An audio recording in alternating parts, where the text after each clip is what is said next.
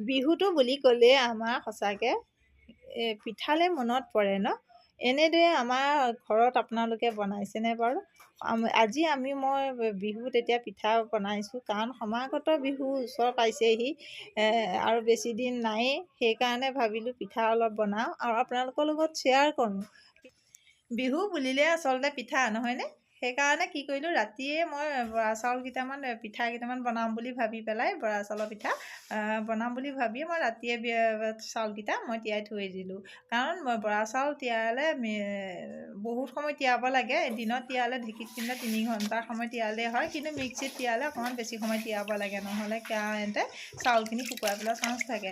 আৰু পিছদিনাখন মই 9টামান বজাত কি কৰিলোঁ, চাউলখিনি টুকি দিলোঁ। টুকি পেলাই মই পানী যোৱালৈকে অকণমান সময় মই ৰাখি থৈ দিলোঁ। কাৰণ বিহুততো আপোনাৰ পিঠা নবনালে কেনেকৈ হয়, নহয় জানো?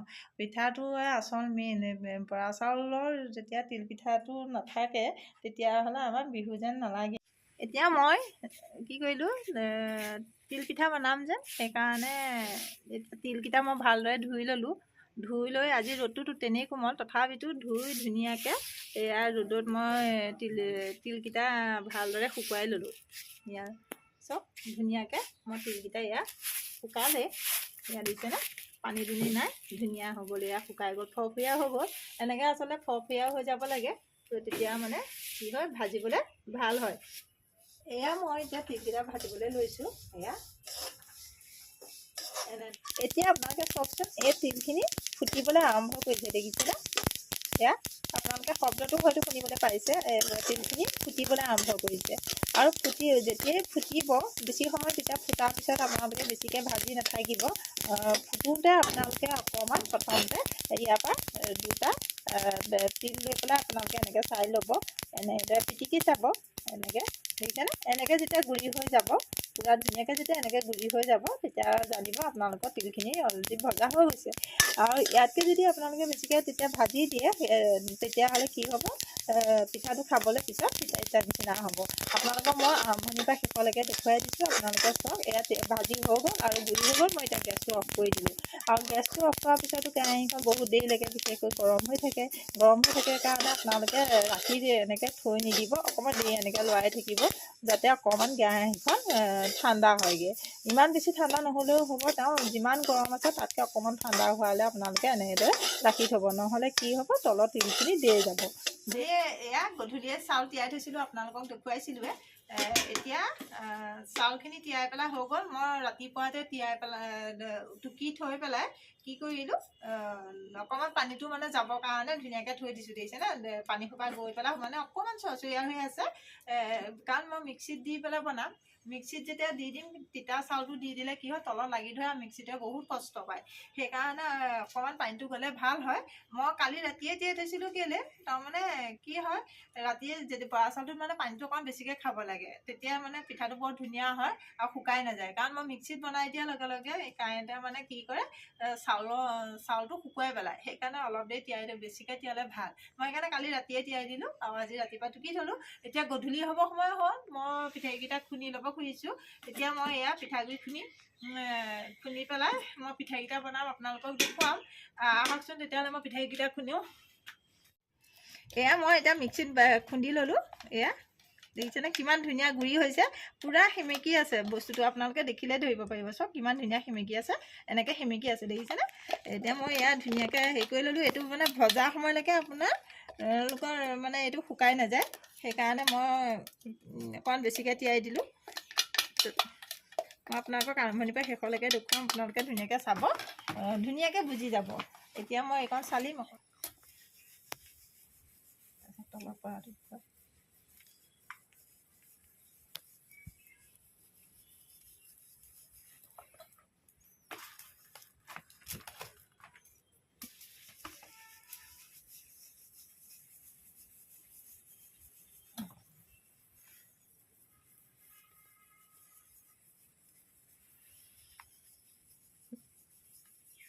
যেতিয়া আপোনালোকে পিঠাগুড়ি চালি হ'ব, আপোনালোকে অকণমান অকণমান চালি পেলাই এটা চৰিয়া বা এটা আপোনালোকে যিকোনো এটা পাত্ৰত ল'ব, ঢাকনা থকা পাত্ৰ এটা ল'ব।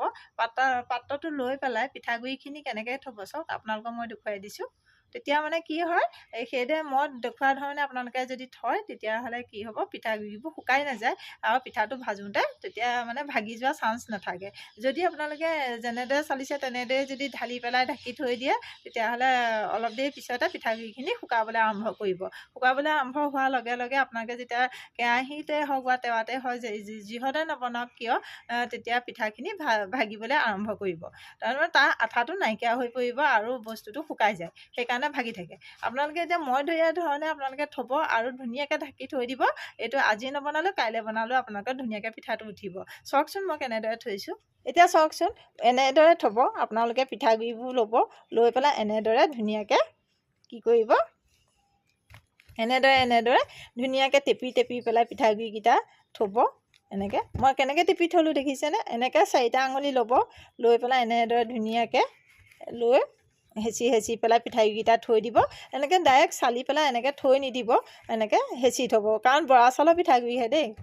অইন মালপোৱা চালপোৱা বনাবলৈ হ'লে পিঠাগুড়িবোৰ যেনেকৈ থয় তেনেদৰেই থ'ব পাৰে, কিন্তু বৰা চাউলতো আঠা নথাকিলে বা শুকাই গ'লে আপোনালোকৰ পিঠাটো নুঠে ন, ভাগি যায়।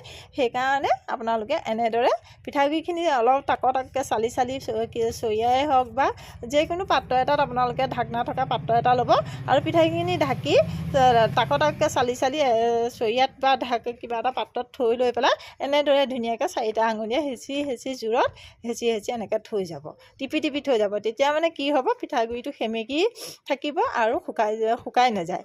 আৰু আপোনালোকে আজি নবনাই যদি কাইলৈও বনায় পিঠাকেইটা বৰ ধুনীয়াকৈ উঠিব। সেইকাৰণে আপোনালোকে এনেকৈ হেঁচি থ'ব। আপোনালোকক মই টিপছবিলাক দেখুৱাই দিছোঁ। মই যেনেদৰে বনাওঁ আপোনালোককো তেনেকৈ বনাই দেখুৱাই দিছোঁ। আপোনালোকে অকণমান ঘৰত চেষ্টা কৰিব, নিশ্চয় নজনাসকলে পিঠাকেইটা বনাব পাৰিব। এতিয়া দেখিছেনে কিমান ধুনীয়াকৈ হ'ল? চাওক এতিয়া এনেকৈ জোকাৰিলেও নপৰে, দেখিছেনে? মই এতিয়া এইকেইটা ঢাকি থৈ দিম। সেইদৰে মই গোটেইকেইটা পিঠাগুড়ি চালি লৈ পেলাই ধুনীয়াকৈ এনেকৈ টিপি থৈ যাম। আৰু মই আপোনালোকক গধূলি সময়ত মই বনাওঁতে আপোনালোকক সকলোখিনি আকৌ মই দেখুৱাই যাম। এতিয়া মই যি তিল ভাজি থৈছিলোঁ,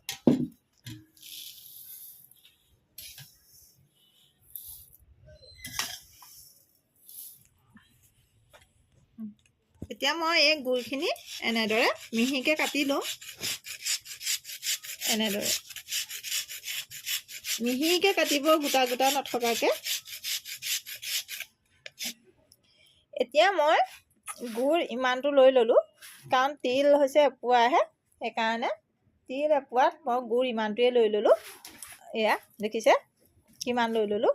আৰু মোৰ গুড়টো কিমান মই মিহিকৈ কাটিছোঁ চাওকচোন। এয়া দেখিছেনে? আপোনালোকে দেখি ধৰিব পাৰিছে গোটা নাই। এয়া দেখিছেনে? এয়া গোটা নাই। এইকণ যেন দেখিছে, এইবোৰ আচলতে গোটা নহয়। এয়া ভাঙি দিলে মিহি হৈ যায়, তেনেই কোমল। মই গুড়িটো এইটো দেখুৱাই দিছোঁ, চাওক কিমান ধুনীয়া হৈছে। এনেদৰে কৰিব, একদম মিহিকৈ গুড়টো কাটিব। এনেদৰে কাটিলে তেতিয়া কি হ'ব, আপোনালোকৰ যদি এনেকুৱা নিচিনা গোটা গুড় থাকি যায়, এনেকুৱা ডাঙৰকৈ যদি গোটা গুড় থাকি যায়, তেতিয়াহ'লে কি হ'ব গম পায়নে? যেতিয়া ভাজি দিব আপোনালোকে, ভজাৰ লগে লগে গুড়টো গলি যাব আৰু পিঠাটো ওপৰেনি বিৰিঙিবলৈ আৰম্ভ কৰিব। তেতিয়া আপোনালোকৰ পিঠাটো বেছিদিন নাযাব, ভেঁকুৰি যাব আৰু মানে দেখিবলৈও বৰ বেয়া লাগে, ক'লা নিচিনা হৈ পৰে। সেইকাৰণে আপোনালোকে ইমানেই মিহিকৈ কাটি ল'ব। যিমান গুড় মিহি হ'ব সিমানে পিঠাটো ধুনীয়া হ'ব খাবলৈ দেই। আৰু মই এতিয়া তাত কি দিম জানেনে? মইহে দিছোঁ, আপোনালোকে নিদিলেও কোনো আপত্তি নাই। মই খাই ভাল পাওঁ। অকণমান মানে পিঠাটোৰ মাজত দাঁতত অকণমান লাগে, খাবলৈ এনেকুৱা ভাল লাগে। সেইকাৰণে মই কি দিছোঁ, এই দাব নাৰিকল দি দিছোঁ, দেখিছেনে? দাব নাৰিকল দি দিলোঁ। দাব নাৰিকল দি দিলোঁ। দিয়াৰ পিছত মই অকণমান ভালদৰে এনেদৰে সানি লওঁ, মিলাই দিলোঁ চবৰ লগতে।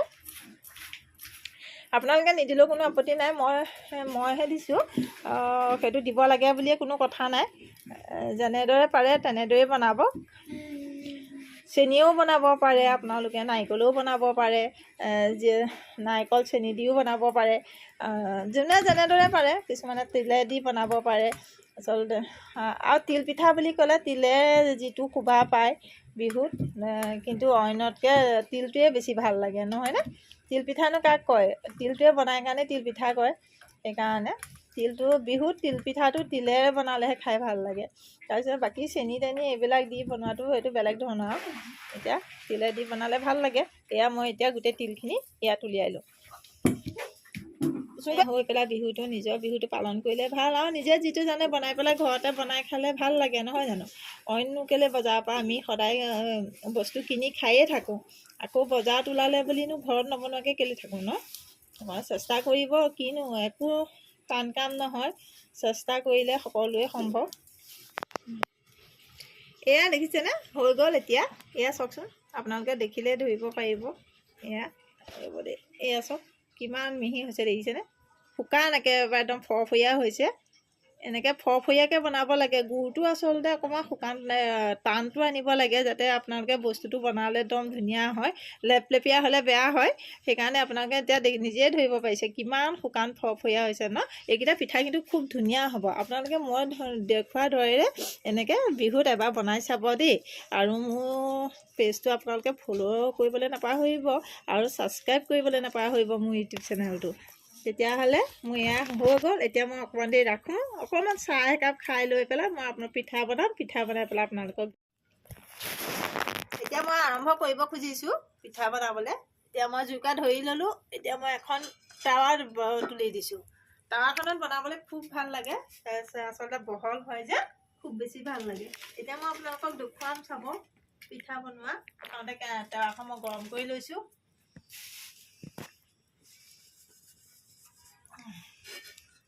পাতি ল'লোঁ টাৱা। এইখন এতিয়া গৰম হওক, গৰম হ'লে মই পিঠা এতিয়া বনাম দেই।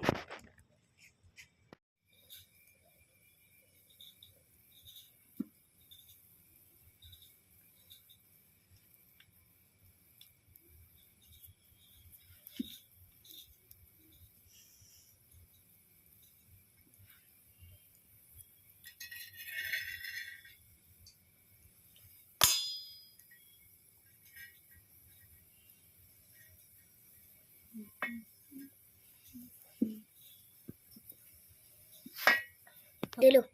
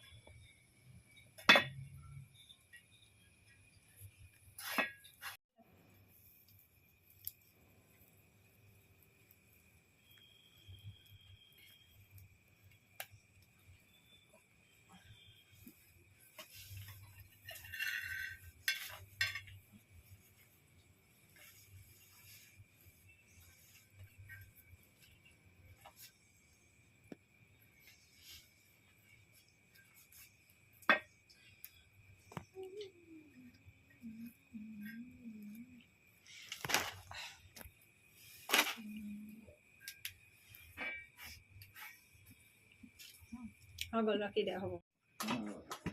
দিয়ে নে?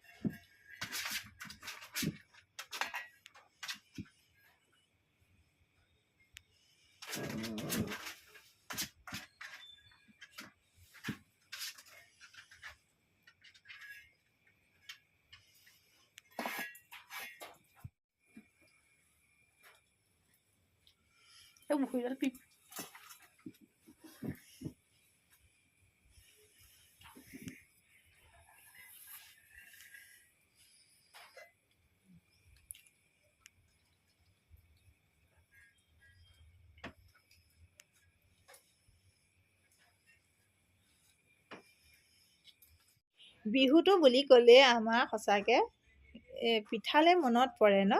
এনেদৰে আমাৰ ঘৰত আপোনালোকে বনাইছেনে বাৰু? আজি মই বিহুত এতিয়া পিঠা বনাইছোঁ, কাৰণ সমাগত বিহু ওচৰ পাইছেহি আৰু বেছি দিন নায়েই। সেইকাৰণে ভাবিলোঁ পিঠা অলপ বনাওঁ আৰু আপোনালোকৰ লগত শ্বেয়াৰ কৰোঁ।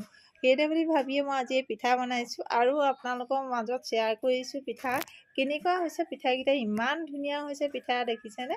মই গেছত বনোৱা নাই, মই জুইত বনাইছোঁ। জুইত বনোৱা আমেজটোৱে বহুত বেলেগ, নহয় জানো? সেইকাৰণে চব কি ধুনীয়া ধুনীয়া হৈছে পিঠা। এনেদৰে বনাইছোঁ। আপোনালোকেও বনাব ঘৰতে। মই আজি এই পিঠাবোৰ তিল পিঠাকেইটা আজি মই কেনেদৰে বনাইছোঁ আপোনালোকক অকণমান দেখুৱাবৰ কাৰণে চেষ্টা কৰিছোঁ। যদি ভাল লাগে আপোনালোকে ভিডিঅ'টো লাইক কমেণ্ট শ্বেয়াৰ কৰিব। তেতিয়াহ'লে মই আজি এই ভিডিঅ'টোৰ মাজলৈ সোমাই যাওঁ, আপোনালোকক আৰু দেখুৱাবলৈ চেষ্টা কৰোঁ অকণমান। তেতিয়াহ'লে নজনাসকলে অকণমান শিকিব পাৰিব মোৰ এই ভিডিঅ'টোৰ পৰা। ঠিকে আছেনে? হা, নজনাসকলে মোৰ এই ভিডিঅ'টোৰ পৰা আপোনালোকে অকণমান কিবা এটা শিকিব পাৰিব। জনাসকলৰ কথা নকওঁ, নজনাসকলে অকণমান অনুপ্ৰেৰণা পাব বুলি মই আপোনালোকলৈ এই ভিডিঅ'টো দিলোঁ। তেতিয়াহ'লে আহক, দেৰি নকৰোঁ, মই ভিডিঅ'টোৰ মাজলৈ সোমাই যাওঁ আৰু মই কেনেদৰে বনালোঁ অকণমান আপোনালোকক দেখুৱাওঁ।